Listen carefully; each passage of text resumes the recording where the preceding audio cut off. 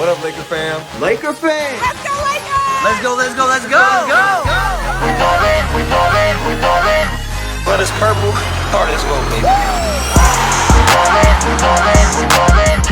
Ain't nobody in the world, niggas. LA, I got us. Who with me? Let's roll. Oh yeah, you already know. You know what they yell when they see me? Hurling go, hurling go. This Diane's on my way to the Slam dunk. gonna hate her like who won it? 2, 1. Yeah. Champions of the spot. Watch how they watch us. Meet me at the top. LA, baby. Nah, we ain't gon' stop. LA be like, Laker fans like, LA be like. We ballin'. Ain't nobody in the world, niggas gonna stop. We ballin'. It's all purple and gold, baby. It's all purple and gold.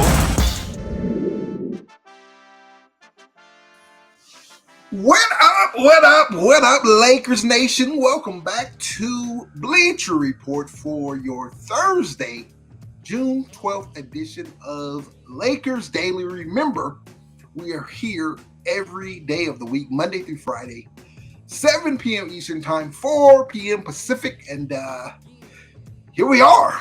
Here we are. We are in the midst of the NBA Finals.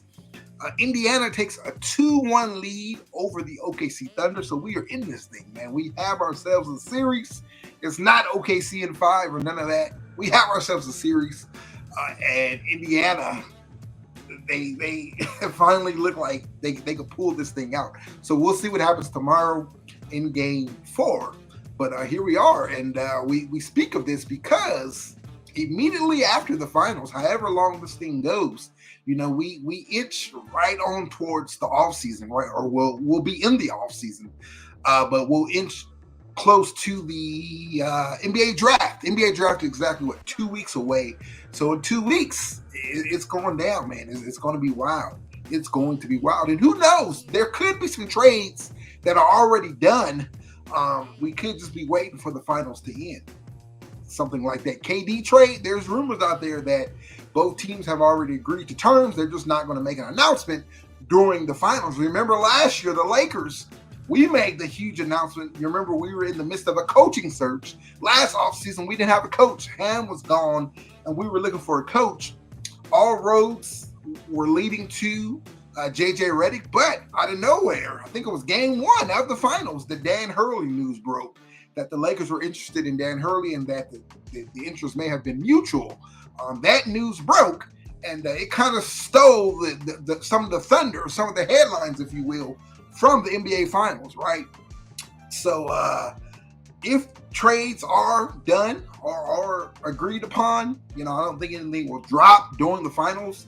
I don't think Adam Silver, they don't want that, especially, you know, all the talk of having 2 small market teams, the ratings are down and all that, although it's been some good basketball. Well, last night was really, really good basketball. Game 1 was a blowout. They came back, and they, you know, Indiana, the lead only changed one time in that game with 0.3 seconds left. The Holly, you know, the Holly shot with the Holly, right?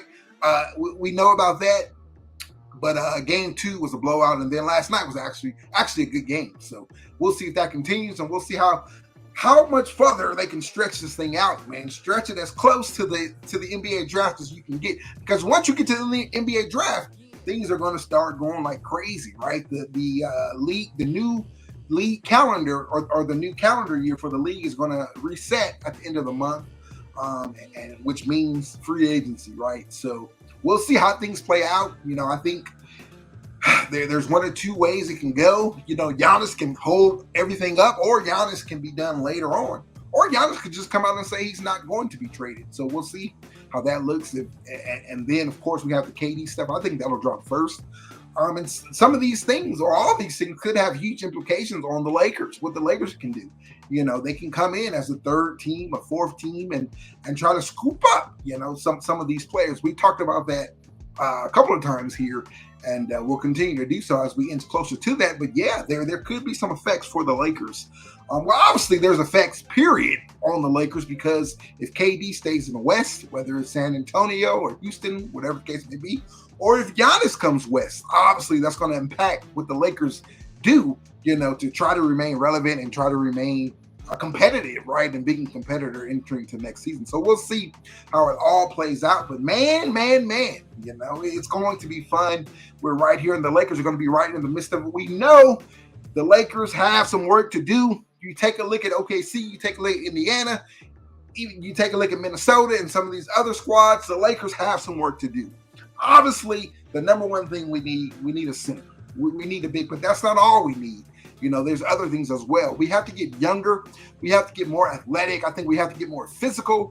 We got a lot of boxes to check when you look at these teams, the teams that are remaining, and you see just how far away the Lakers really are from being a true contender. We're talking about a contender for the Larry O'Brien next year, right? So there's a lot of work to be done, and Rob has very limited assets to do so. Of course, we have all the expiring contracts. If you include Austin Reeves in the mix, you got a lot of expiring contracts you can move, right?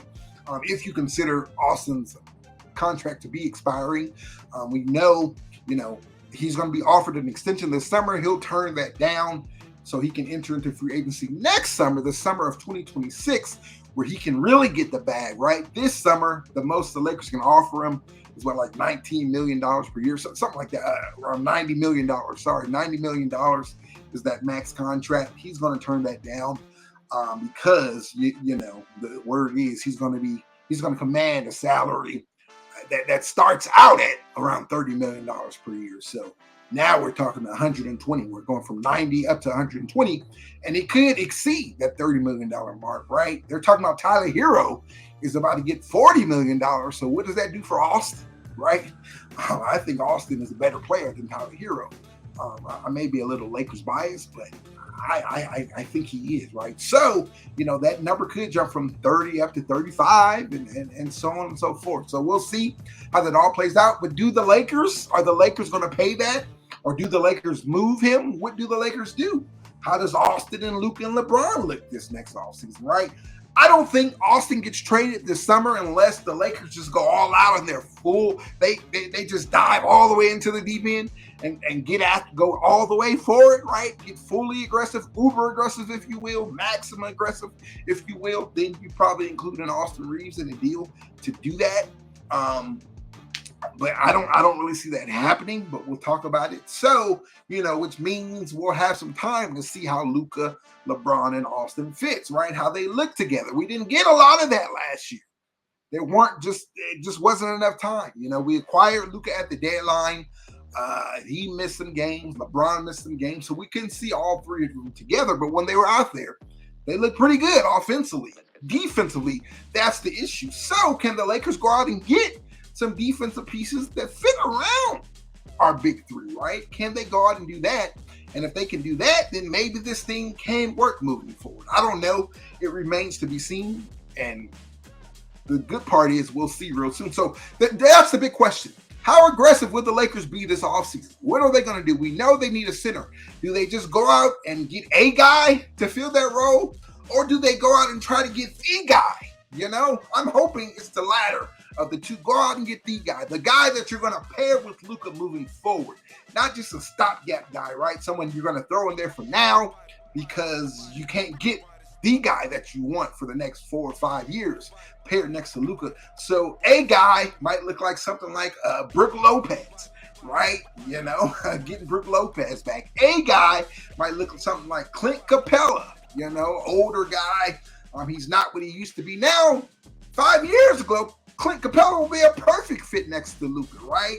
He would have been that vertical lob threat. He would have been that rim protector, that rebounder, everything you want in a Luka Doncic center.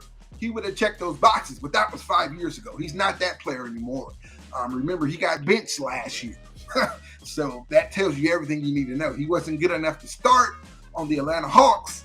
How can he be good enough to start on the Los Angeles Lakers, the Luka Doncic-led Los Angeles Lakers, the LeBron James? And that's the thing. The Lakers have to have some sense of urgency and some sense of aggression because this could potentially be the final year of LeBron James. Even if it's not, it's still LeBron older. Another year added to LeBron James. So you got to be in win now mode, right? You have to be in win now mode. You can't keep kicking this can down the road. You can't go into the mindset of, oh, well, We'll address it at the deadline. No, you can't do that. Because at the deadline, LeBron's not going to be any younger. He's getting older and older. And he's definitely a part of this roster. He's here, He finished 6th in MVP. He still has some gaps in the tank. The man finished 6th in MVP voting, right? He finished on the All NBA team. So there's still gas left in that tank. And when you saw the Lakers at their peak during that stretch when they were 21-4 stretch, him, Luka, and AR looked great together. They really did. So you got to have some sense of aggression. And then also, another reason why you have to be aggressive is because you don't have Luka locked up. Luka has to sign that extension. He has to sign a new contract. He's not locked in, right? If you go out and you strike out and you nothing this summer thinking, oh, well, we're straight. We're the Lakers. We got Luka. We'll be fine. If you go with that approach and you do nothing, then Luka, how's that going to look in Luka's eyes, right? Luka might be like, man, I don't know if I want to hitch myself to this wagon long term. I might just wait. I'm not going to sign anything yet. I might want to test free agency next summer. Now, do I think that that's going to happen? No, I don't think that's the case at all. But you got to pretend if you're Rob in this front office, you have to pretend like that's the case. You can't be comfortable, right, and sit on your hands and do nothing because we got Luka last night. You can't do that. When Luka got here, they immediately went out. We were still feeling the shock of the trade, and then boom, another Shams report hits that the Lakers are trading Dalton Connect and the first round pick for Mark Williams, right? So you did that as soon as Luka got here, right? And Luka had to love that. They had the little meeting, asked them what type of player they wanted. I'm guessing Luka mentioned Mark Williams, and Rob went out and got the deal done. We all know how that ended. The trade was rescinded. But if you did that a week in, well, you definitely got to do something this summer. So you have to be aggressive this summer. And that's the thing. You played your hand. Everybody saw what you were offering up for Mark Williams. So you kind of played your hand already. So whatever you do this summer, whatever center you go out and get, it's going to have to be at least that package. Dalton and that pick is probably going to have to be included, right?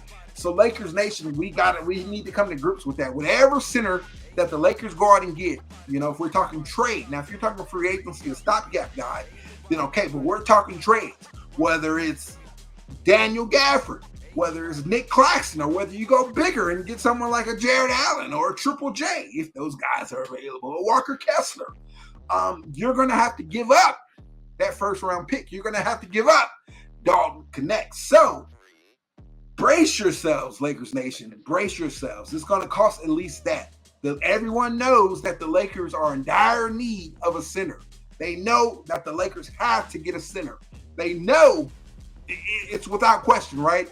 But they also know what the Lakers offered last year for Mark Williams. So I don't think that they're going to get anything back for anything less than that. Right now, again, how aggressive do they go? Do they go all in and try to get the guy, right? The guy would be, I think Nick Claxton could be the guy, right? A lot of people, for some reason, they're down on Nick. I like Nick. I think he'll fit next to Luka. We've seen Luka elevate Derek Lively. We've seen Luka elevate Daniel Gafford and so many others. Even a non-center like a Derrick Jones Jr. the year they went to the finals, right? He wasn't a big, he was a wing, but he played that vertical lob threat for Luka. We've seen Luka elevate him. So I think Luka can elevate Nick Claxton.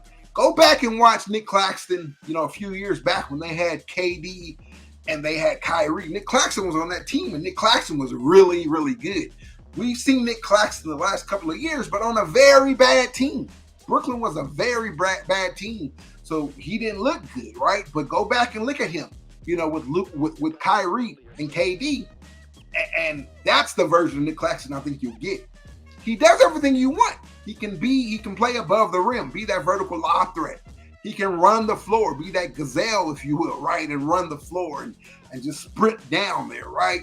He can be that rim protector. He can grab some boards. He checks a lot of the boxes, and I think his game will be elevated. Oh man, I like it a lot. And to be honest, I think that's what the Lakers are going to do. I think he's the guy that they're going to go out and get. Now, how much is it going to cost? Again, it's going to cost you that first round pick.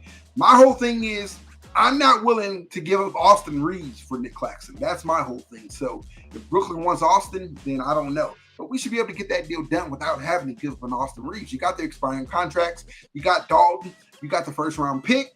Again, some people may say, oh, that's too much to give up for a Nick Claxton. But they were willing to give that up for Mark Williams. Again, everyone knows that. The league knows that. All the other GMs know that. So they're not going to give up a starting center for anything less than that. All right. So Nick Claxton, I think that's the route that they'll go. But again, I'm not willing to include Austin in that deal, but they shouldn't have to, right? Daniel Gafford, that's another option there. That one's a little tricky. Although I don't think it should be because all the hate that Dallas got, at the end of the day, it kind of paid off because they got Cooper Flag, right? They got the number one pick by hook or by crook, whatever you think, however you may feel about it, right? What was going on behind the scenes, they got it. So I think that kind of softens the blow a bit because now it's like, well, it's kind of, we got AD and we got Cooper Flag because you're not getting Cooper Flag if you keep Luka Doncic, right? So you kind of set yourself up for, for the next decade or so. So that's the decision they wanted to make. Is that the decision I would make if I'm the GM? No, absolutely not. But they made that decision, and I think it kind of it softened the blow a bit by acquiring him. So I don't think there should be a lot of animosity there or a lot of unwillingness to do another deal. We have something that they could use in a point guard, and they have something that we could use, right, in centers and bigs, right? So we let's work this thing out. So we'll see. But Daniel Gafford, again, he's making like $14 million. So now you have to include again an expiring contract. You're going to have to throw in that first round pick. That's the thing. People think that Daniel Gafford isn't worth the first round pick, but again, he may not be. But the Lakers played their hand. They played their hand last year at the trade deadline in the Mark Williams trade by offering up that first round pick. So no one in their right mind is going to do another deal and give up a starting center. I'm going to keep saying it because it's the truth. No one's going to give up a starting center without taking that first round pick. So it's going to cost. It's going to cost a lot. Austin Reeves, no. Same thing, no. But again, I don't think you have to include Austin in that deal. You don't include Austin unless you're throwing in some other pieces. Now, if you're going to include a PJ Washington, expand that deal and throw him in there, or our old friend Max Christie, if you're going to give him back, throw him back at us, then okay. I'd be willing to give up Austin, right? Because now you're getting a center and you're getting a starting wing or guard, if you will, defensive-minded guard that you can play alongside Luka. So that's a different story, but we'll see how that all plays out. So I think those are the two biggest trades that the Lakers can do, or the two most realistic trades. Now you also have Walker Kessler there, right? We can go back to Utah. Now, word is coming up out of Utah is that they're no longer going to tank. They're going to try to win now. So they may be willing to come up off of some guys, right? They may be willing to move some guys to try to make their team better, to put themselves in a better position to win now. And Walker Kessler is definitely one of those players. Now, if you can get Walker Kessler, go get Walker Kessler. I would absolutely love to have Walker Kessler on the squad. And I think he can legit make us a lot better, man, and inches closer to being a contender. He's so young. So, I mean, you're talking about you could have your starting center for the next 10 years there, right, in Kessler. The thing is, he's not making a lot of money, $5 million. So it's real easy to match that. What you offered for Mark Williams is the same situation. They're kind of making the same money. So what you offered up for Mark Williams, you can offer that up to Utah, and that could get the deal done. But the thing is, you got the Ainges over there. Not just one Ainge, not just Danny Ainge. Now you got Austin Ainge in there too. So you have two Ainges to try to deal with to get a deal like that done. So I just don't know if that's what the Lakers have to offer. That's their best offer. Dalton Connect and the pick. There's other teams that could potentially offer more. Right now, you look around the league. How many other teams need a big? There's not a lot of teams out there that needs a big, but we'll see, man. If they can get something like that done, I think you got to be on the phone. You got to try to get it done. But it's just tough to think that they can because we've been after that for so long and we haven't been able to do it. Now, last year it was 2 picks. We were going to have to give up 2 picks. That's what they wanted. And the Lakers just didn't want to do that. So I don't know if a Walker Kessler deal can get done right now. I think it's looking pretty unlikely. But, we never know. We never know. The Angels could just be playing hardball and they could cave in if they're trying to win. We'll see. We'll see how that works. Now, if they want Austin, that makes things a little trickier because now you got to take back some of their guys, some salary over there, like whether it's a Sexton or whether it's Jordan Clarkson or one of those guys. I don't think we have a need of either of those guys. And we can use some big scoring, but there's other needs that we need to address before then, and I don't think either of those guys do. So if you're including Austin, then one of those guys are probably moving into your starting lineup next to Luka, and I don't like either of those guys, in your starting lineup. Now, John Collins, that might be something I'm interested in, but John Collins makes a lot of money. So you would have to give up even more to get that, but you have the expiring contracts to do so.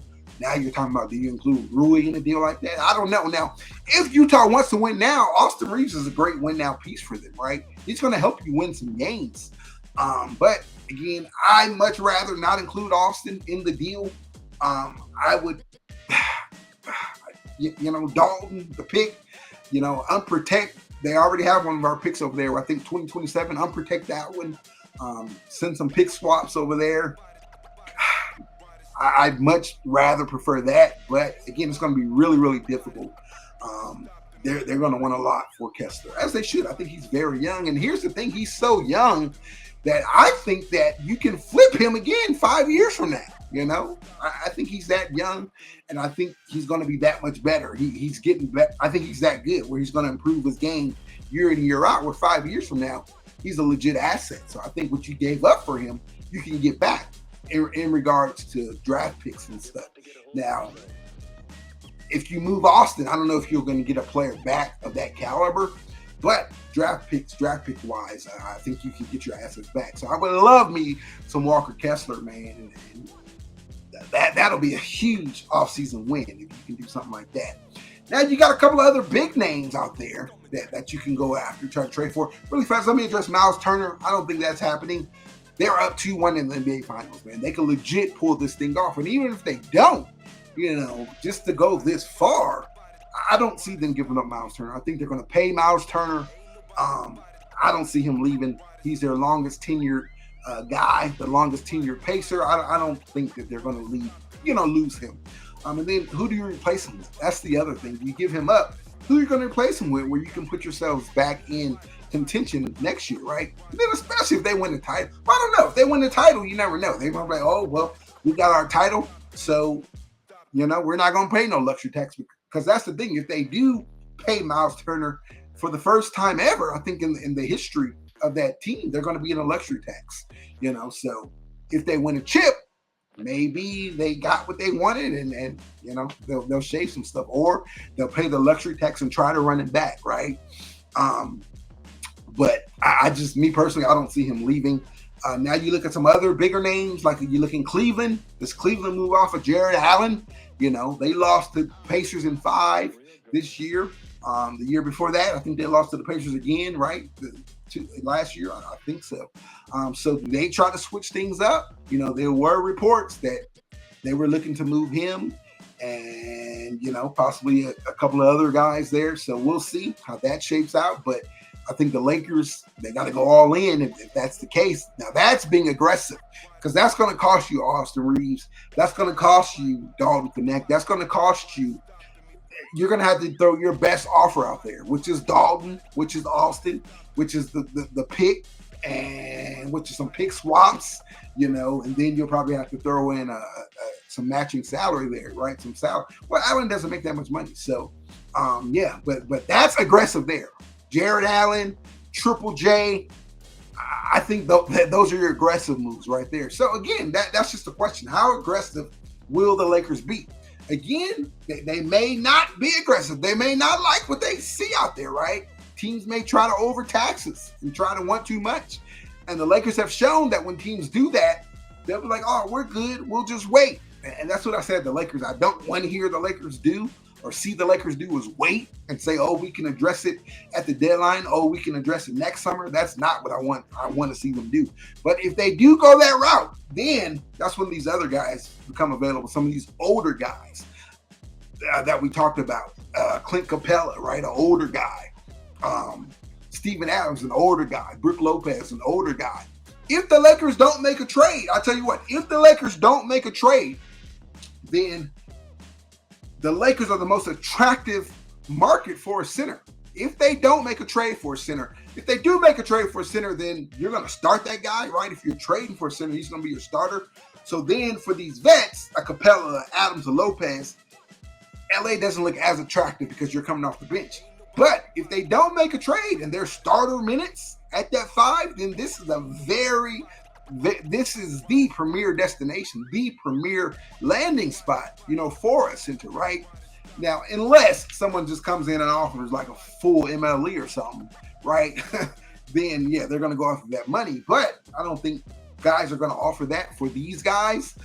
So if it's a taxpayer MLE or if it's even a vet minimum, then this is the premier landing spot for one of these free agent centers, right? And then those are the only 3 really that are available in free agency to go out and sign. That's what we're talking about. Clint Capella, Steven Adams, Brook Lopez. So, again, what do the Lakers do? Do they try to get aggressive and go out and try to get the guy, the center to pair next to Luka moving forward? Or do they just go out and get a guy? You get one of these free agents to be a stopgap guy, and you kick this can down the road until next summer, right? And then how does all that affect Luka?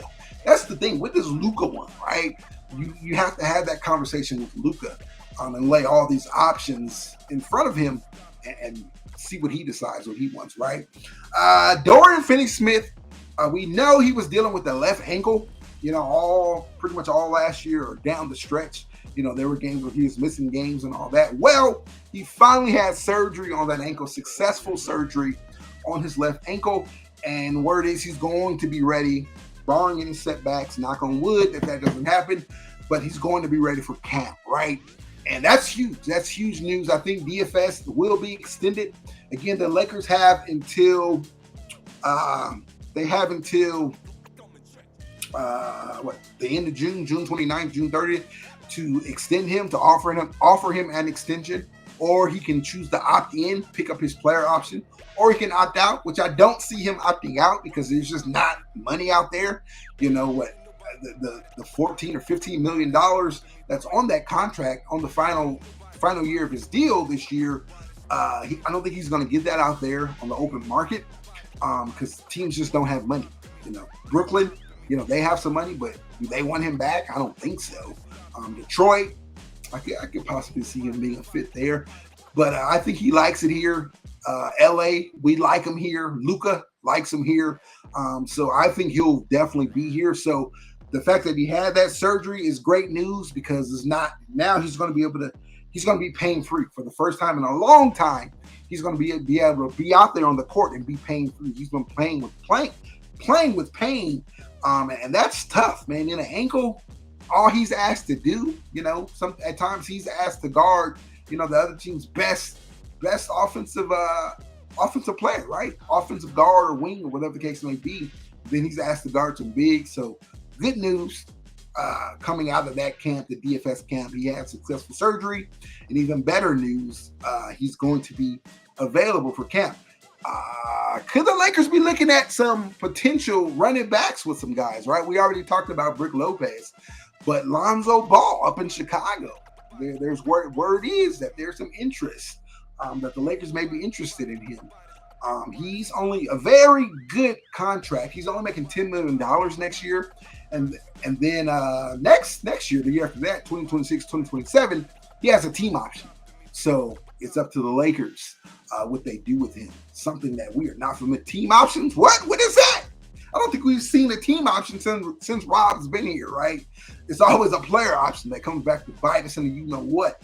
But Alonzo has a team option. So that might be a low risk, high reward type deal there. Of course, we'll see what else is available. You may have to use your assets to go around and trade for a center. But, if you can move one of those expiring contracts, a Maxi Cleaver or a Gabe Vincent, Lonzo would be a nice pickup there, right? Low risk, high reward. I think he's still a really good player. Obviously, we know what the thing is with him is an injury if he can stay healthy. But if he can stay healthy, he'll be a great fit. You can slot him in next to Luka, off the bench or whatever the case may be. Or when Luka is on the bench, you can run Lonzo and Austin out there because Lonzo's going to give you that defense. He's going to give you the size. He's going to give you some athleticism, right? Now, he's not athletic as he once was when he was a part of that baby selector team. But watching Lonzo play a bit last year, he looked really good. He really did. So that may be a nice low risk, high reward move, right? Imagine if you could get him, and then you can go out and also sign, another guy or two, like a Bruce Brown. I would love that a lot. We'll talk about him on a future episode. But Lonzo Ball, there's some interest there. So we'll see how that all plays back. Another name that the Lakers could potentially run it back with is our old friend Dennis Schroeder, right? Dennis gave us some good basketball. I think when he was here, Lakers fans or Lakers Nation were really tough on him because they were playing him out of position. Like they were playing him heavy minutes. Now I don't want to see Dennis here playing 35 minutes. That's what he was doing when he was here. But 20 minutes, 25 minutes, playing in his true role as a backup. I love that, right? Coming in and backing up Luka, or backing up Austin, right? And being that spell guy, where you can play him with either one of those guys because the defense that he brings, I like Dennis in that role. So that could be a potential name out there, right? That the Lakers can try to look and go after and try to acquire. So just a couple of names there for you, not a couple of non-center names there that the Lakers could go out and try to get. All right. Again, the big question is how aggressive are the Lakers going to be? You got a lot of reasons to be all in and try to go all in and be as aggressive as possible. You got another year LeBron. You don't know what his future is. This could be his final year. You don't know what Austin Reeves' future is here. This could be his final year as a Laker, right? And then you have Luka. You got Luka here who has to put pen to paper and sign an extension, right? And hitch himself to us long term, which I believe he will. But there's a lot of incentives, for the Lakers to go all in, a lot of reasons for them to go all in and be aggressive. So the good thing is we don't have to wait much longer to find out. A few weeks from now, we'll know. We'll know how aggressive they are. We'll know what they're doing. And, get excited about it because I think they're going to be pretty aggressive. I think they are. If you go out and get a Nick Claxton and go out and trade for Lonzo Ball and sign a Bruce Brown, right? And a couple of other things, do a couple other things. I think that's a win. That's a win summer, if you will, right? What won't happen is they're not going to sit here and do nothing like they did last summer. Remember last summer we did absolutely nothing. That won't be the case. Now, if you want to run Luka out of town, then that's how you do it. Sit here and don't do anything. But again, I don't think that's going to be the case. But again, nevertheless, we don't have long to figure this thing out or see what they're going to do. All right, that's my time for today. Enjoy NBA Finals tomorrow, Game 4. Let's see if Indiana can get a 3-1 lead, man. That'll be wild, man. And that also impacts the Lakers because what if Indy wins this thing in 5 or in 6? Does that make OKC say, okay, maybe we need to use – remember, they have all the draft picks. They have so much young talent. They're in the ultimate position to make a move, right? You talk about a sleeper team to go get a Giannis. They have all the assets to do it. They can go out and get a Giannis Antetokounmpo. So if they lose in 5 or 6, do they say, okay, well, let's try this way. Let's do it a different way. I don't think so. I think the way they did it is the way that you have to do it in today's NBA. So I don't see them hunting on that or moving on from that. But you just never know. So go Indy, man. Go Indy. Yeah, man. Enjoy the game, and we'll be back with you guys tomorrow. Same time, same place, right here exclusively on Bleacher Report, Lakers Daily, 7 p.m. Eastern Time, 4 p.m. Pacific. And then we'll be with you all off season long, man. Get the popcorn ready because it's going to be a show. And we're going to be right in the mix up, man. Enjoy your night. My time is up. I'm your host, LOE, which stands for Lakers Over Everything. That's where you can find me at on all platforms.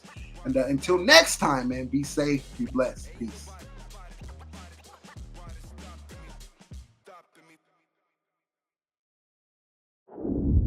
He's still got it.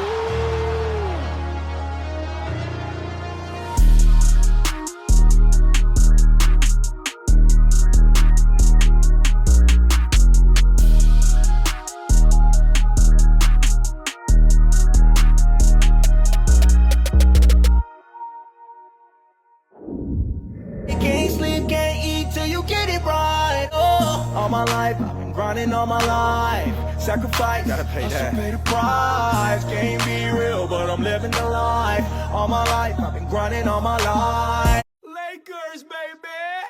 Yeah.